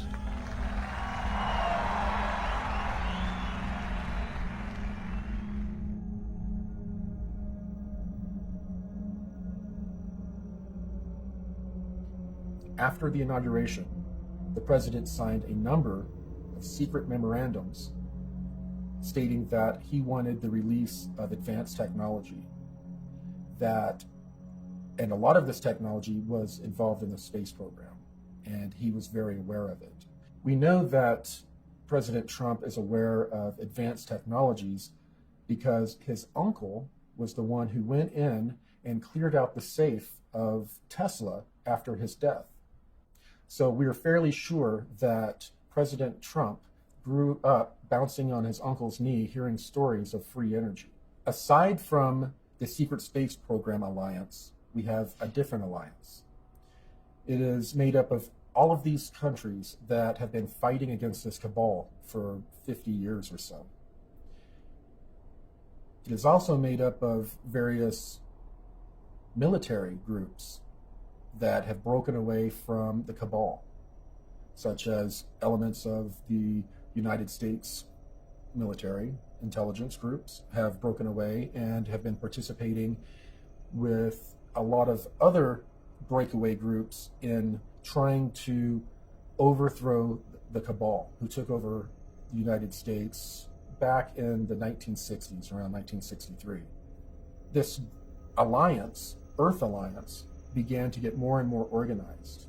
And they got organized to a point to where some of them approached some generals and told them that they wanted to do an open coup in the United States. These generals decided they would make one last-ditch attempt to get rid of the cabal legally. And that's when they approached Trump, allegedly, to run for president and allow them to legally get the country back, basically. The alliance is an international group. It is a confederacy. There are lots of different factions, some of which agree, some of which do not agree, about the only thing that they all have in common is they want to see this satanic, pedophile, elitist cabal come down in flames. They do not want these people trying to kill off most of the planet, trying to control all of this immensely high technology. The alliance also consists of a surprising majority now of personnel in the U.S. military and in the U.S. intelligence community. So we're going to have to deal with the fact, sooner or later, and probably sooner, that not everybody in the government is bad. This is part of the psyop that was put out through movies and through media to get us to completely distrust all levels of society, all of the institutions, so that no one will ever be able to oppose these people. You're not going to do this by a bunch of keyboard warriors on the internet. They're not going to actually take the solid action that needs to be taken. What you do need to see is what we now are counting up in August 2018 as 45,000 sealed indictments. Now this is on the official U.S. government court record. You can go to the pacer.gov website, which lists all of the lawsuits and all of the indictments filed in all of the different districts in America, and just count up the sealed indictments. The official count, the undisputed count, is 45,000, and the normal number for any given year is approximately 1,000. Now this is a very, very big story that people are really not seeing exactly how awesome this is. Let's talk about what do you have to do to get a sealed indictment. Okay, a sealed indictment is the result of a secret grand jury proceeding. Now what is a secret grand jury? A secret grand jury requires a panel of 12 to 23 U.S. citizens who are then given information and testimony from a prosecutor. The prosecutor is prosecuting a particular individual who is not invited to the proceedings, has no idea this is going on. And in legal terms, that's called ex parte. So he or she is testified against by the prosecutor, and then the jury has to decide if there is sufficient cause to prosecute this person with a crime, in which case they file a sealed indictment. The indictment stays off the record. You don't get to know the person's name until they unseal it, at which point the person is immediately arrested.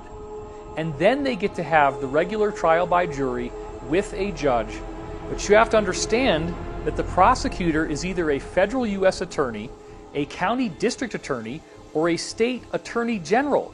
These are big, big league players. This is not some attorney that you hire in Podunk, okay? These are major players creating major indictments. And the reason why they do it this way is that they're prosecuting organized crime. Typically, that's what it is. They're prosecuting a larger ring where they can't indict one person at a time. They have to get all their ducks in a row.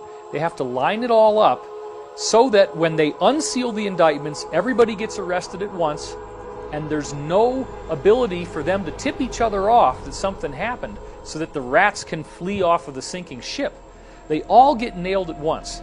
The phenomenon known as Q, or QAnon, came onto the scene at the very end of October 2017, and what essentially occurred is that a group that called themselves Q began posting on anonymous online image boards called 4chan and 8chan, and what they were posting was a lot of questions, a lot of suggestions, a lot of very interesting and intriguing data sets that essentially laid out a real-time takedown of the deep state by alliance and white hat groups behind the scenes. As the QAnon briefings recently stated, these indictments are going to be like Watergate times 1,000. We've never seen anything like this in the history of the world. Some of the most recent QAnon briefings, which our insiders have told us is coming from the alliance, have said that there are many, many figures in the controlled mainstream media who are in these indictments as well. So Harvey Weinstein is just the beginning. And isn't it interesting that when Harvey Weinstein was finally arrested, in his hand he had the biography of Elia Kazan, who was a guy in early Hollywood history who was brought in during the McCarthy investigations and sang like a songbird and ratted out many other people in Hollywood. And Weinstein has now said he is doing the same thing and that everybody in Hollywood was doing the same stuff that he was doing. So he was upset about why he got singled out. So once these indictments become unsealed, this will be the fulfillment of the mass arrest scenario that I have been leaking on my website since 2009. The only two indictments that we've had unsealed so far involved the cult group NXIVM, the founder of NXIVM, Keith Raniere, and one of his understudies, the actress Allison Mack. These are the only two unsealed court records so far. And their unsealed indictments actually labeled child sex trafficking on them. And NXIVM has found to be a hotbed of cult activity, of ritual abuse, and of child sex abuse even. So if these are the only two records that have been unsealed so far, and they are taking down names of this caliber with charges of this caliber, we can only imagine what the rest of these unsealed indictments are going to show us. This is nothing new. It didn't start with the QAnon briefings, has nothing to do with who's president of the United States right now. This is a decades-long effort in the making, and they have tried and tried and tried in various ways to get this to work. They've had consistent failures, and now they're being much more systematic and much more methodical. It's all going to be done legally. All of the indictments are totally bona fide, and it's just that once this finally happens, it will be something we have never seen before in all of American history, a true second American Revolution. One of the things I learned as an FBI agent is not that I learned to believe in conspiracies more. What I learned to know is when I am caught up in a river of deception and everybody else around me is being taken on the same current and we're all being taken in one direction, and suddenly one guy has to stick his head up and say, this isn't right. This is all wrong. We're all just being fed garbage and we're not being told the truth. Well, how is it that technology in today's age our technology has moved forward by leaps and bounds in so many areas, yet we're still driving, the entire world is still driving automobile that function essentially on the same technology that they have for 100 years. 100 years, and we're still using fossil fuels to fill up our gas tanks. How is that possible? That has not moved forward hardly one iota. I mean, they blend the stuff sometimes, but I mean, essentially, technology has been stuck for 100 years. Well, that's because that's one of the economic factors from the globalists that is so dead set against distributing real energy, which is free energy, which we know was discovered during Tesla's time. So Nikola Tesla is known, of course, for delving into free energy or zero-point energy sciences, but funny enough, near the end of Nikola Tesla's life, he was actually delving into anti-gravity research. And unfortunately, Tesla didn't have enough time nor money towards the end of his life to be able to continue his research into anti-gravity, but he passed along his knowledge to a man named Otis Carr. And funny story about that, Nikola Tesla was staying in a hotel in New York near the end of his career, and during his stay at this hotel, he befriended one of the workers that was there, and that was Otis Carr.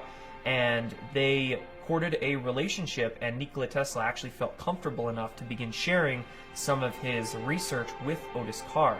Now, Otis Carr then went, after Nikola Tesla's passing, to develop this research out a little bit more so, and Otis Carr actually developed what was called the OCT-X1, I believe, and it was actually a flying saucer craft that was piloted with the consciousness of the individual, and he did, supposedly, actual experiments that were successful in navigating both space and time with this craft. So we could say Otis Carr actually was the first person to develop begin to develop a civilian-based space program, but he was essentially run out of business and was not able to continue the work he was doing because the military-industrial complex suppressed his work.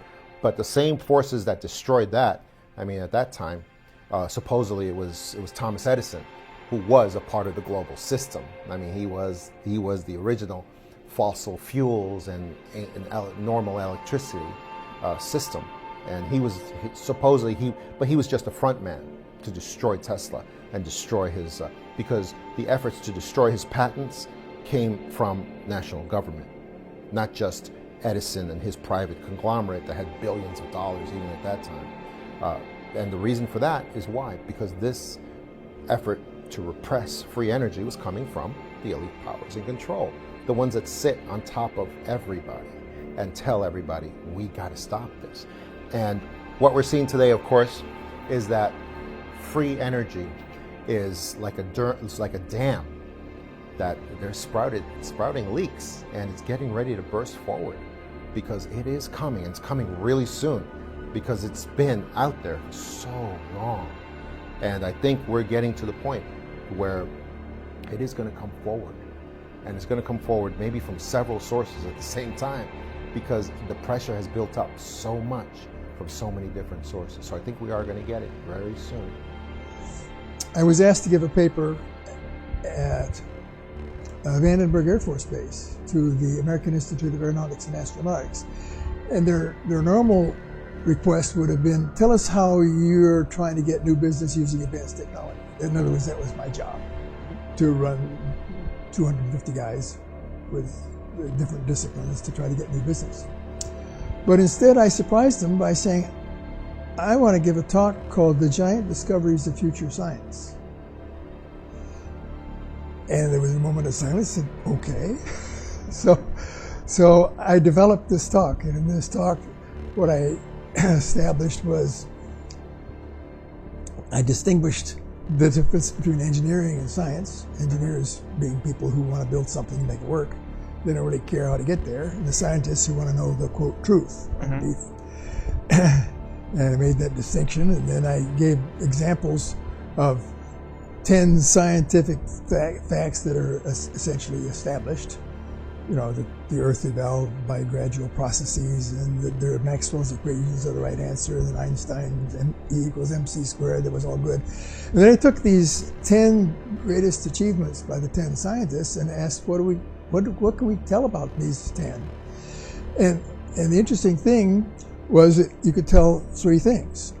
Number 1, not a single one of them was known in the field. Number 2, every single one of them had been criticized by their peers as being stupid or charlatans. And number 3, the average age was 23 when they made their discovery. So I took that thought and wrote down a list of what I thought were the 12 greatest discoveries of the future that we had to attack. And the first one was how the UFOs work. The second was time travel. Well, not time travel was towards the end, but the processes of the brain and the mind, psychic discoveries, psychokinesis, that sort of thing, and a bunch of those things were on the list. And the amazing thing is that today, in 2017, I am satisfied that my list that I said would maybe, and I give a probability of discovering these things, 20 years from now, my list was essentially already discovered, every single one, including time travel, at the time that I gave this paper. My engine's complete. I rebuilt it. I have the entire package setting and outsourced on the servers around the planet. Upon my death, the servers dump everything onto the web. And I mean everything. Blueprints, schematics, diagrams, list of materials, list of tools, list of suppliers that will help you get the tools, dimensions, 3-dimensional working models.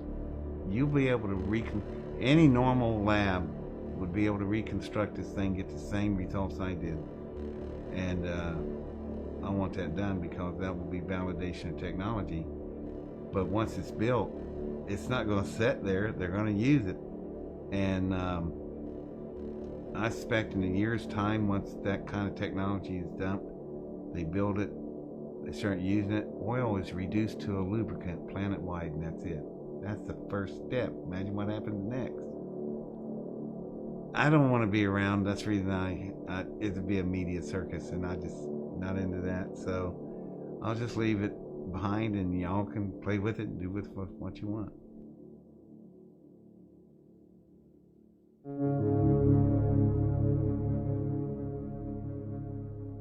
So how do we hear all of this information and not feel disempowered?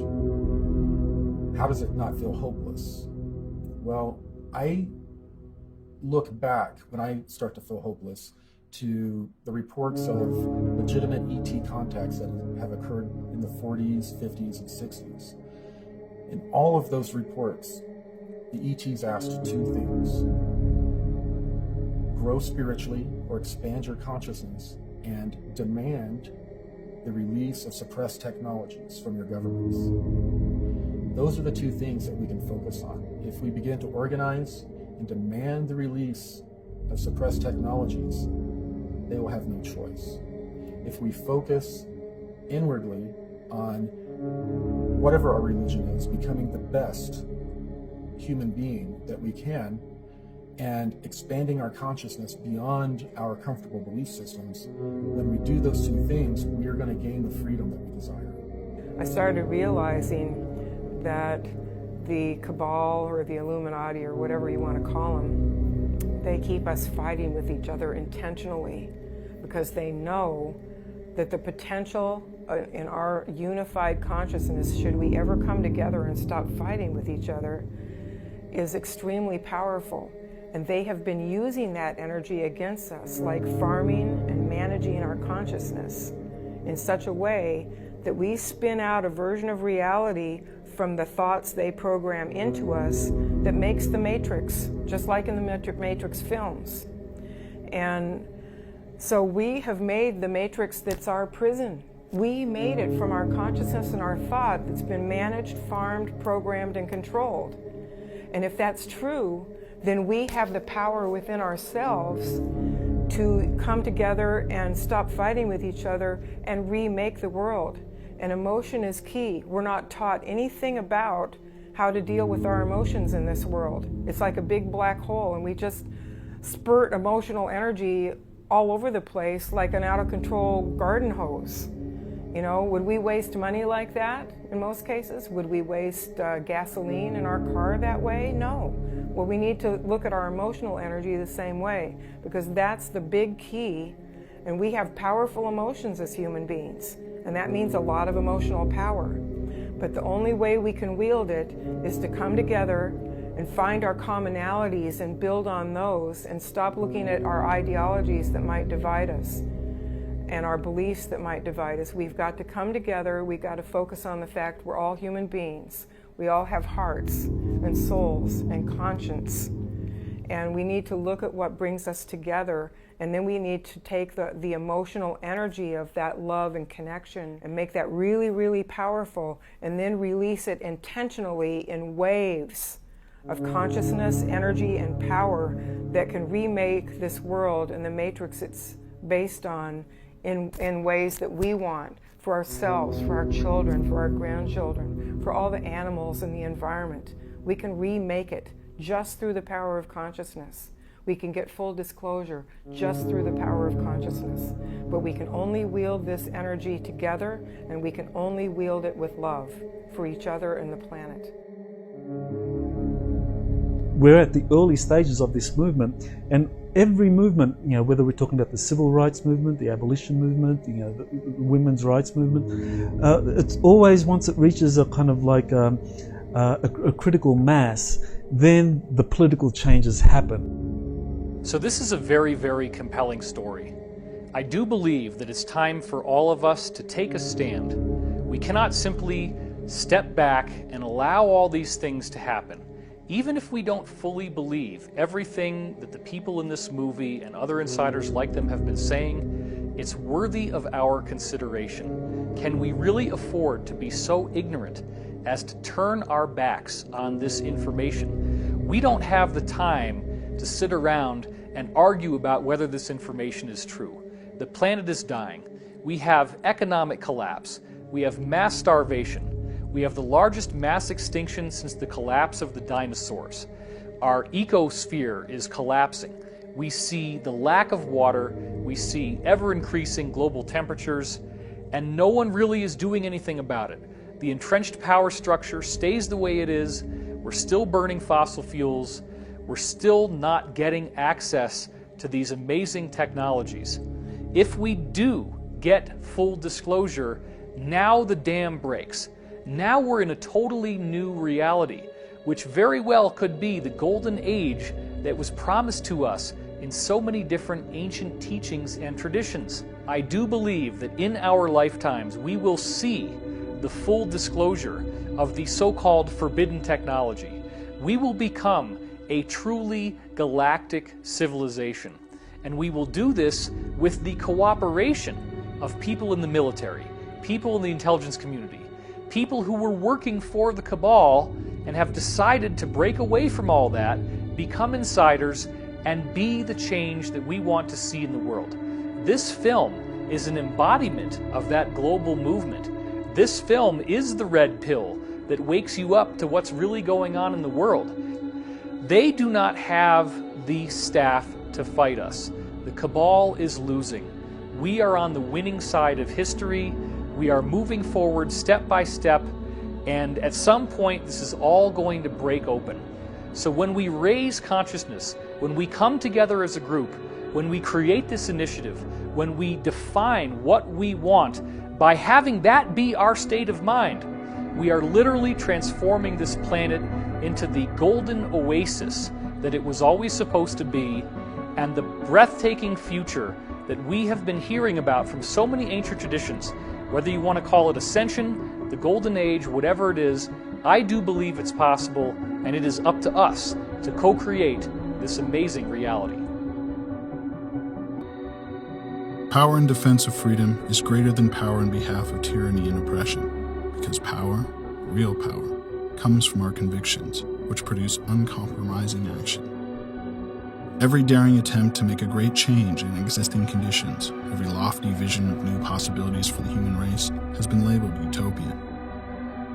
Like it or not, everything is changing. The result will be the most wonderful experience in the history of humanity, or the most horrible enslavement that you can imagine. We must draw our strength from the very despair in which we have been forced to live. We were born with potential. We were born with goodness and trust. We were born with ideals and dreams. We were born with greatness. We are the universe in ecstatic motion, and it does not require many words to speak the truth. The ultimate end of all revolutionary social change is to establish the sanctity of human life, the right of every human on the planet to liberty and well-being. Do not allow yourself to get lost in the fear of change. Remember, the wound is the place where the light enters you. We are here to laugh at the odds and live our lives so well that death will tremble to take us.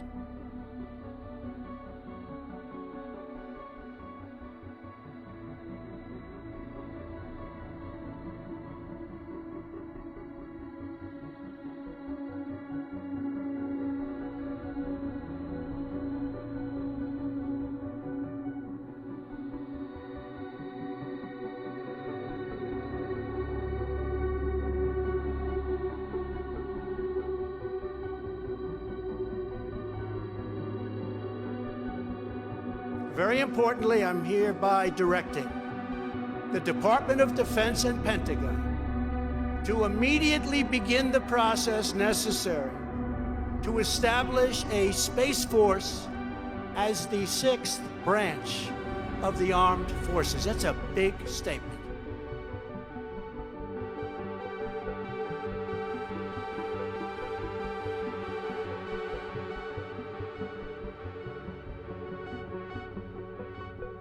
If you are willing to come forward with information regarding suppressed technologies, you can do so anonymously through secretspaceprogram.com.